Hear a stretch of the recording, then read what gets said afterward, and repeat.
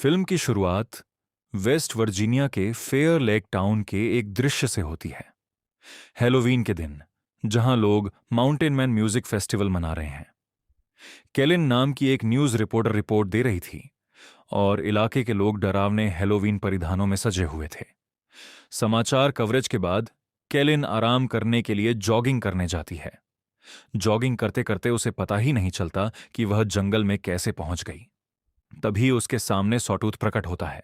उसे देखकर वह हंसती है, क्योंकि फेस्टिवल में हर कोई अलग अलग जीव के रूप में तैयार हुआ है।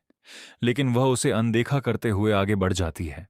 फिर थोड़ी दूर जाते हुए उसकी मुलाकात वन आई से होती है।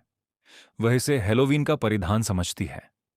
तभी थ्री फिंगर उसके सामने आ जाता है। यह स्पष्ट है कि थ्री फिंगर ज्यादा खतरनाक है। जैसे ही केलिन उसे उंगली दिखाती है, वह उसे काट देता है। किसी तरह केलिन बच निकलती है और अपनी जान बचा लेती है।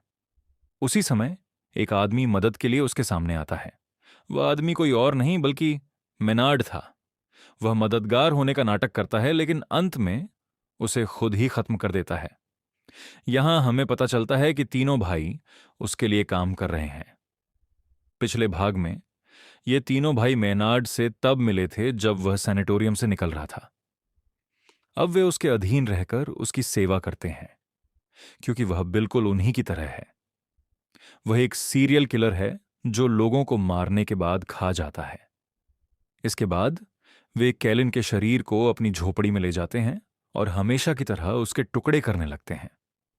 मेनार्ड गुस्सा हो जाता है और उन्हें डांटता है, क्योंकि वे सबूत नहीं छुपाते और वे तीनों उसकी धमकी के साए में रहते हैं। फिर हमें कॉलेज के 5 दोस्तों को दिखाया जाता है। वे भी मेनार्ड जानबूझकर उनकी कार के सामने आ जाता है। जब वे उसे बचाने की कोशिश करते हैं तो उनकी कार एक पेड़ से टकरा जाती है। मेनार्ड ऐसा दिखावा करता है जैसे उनकी कार ने उसे टक्कर मारी हो। लेकिन उन दोस्तों में से बिली, जो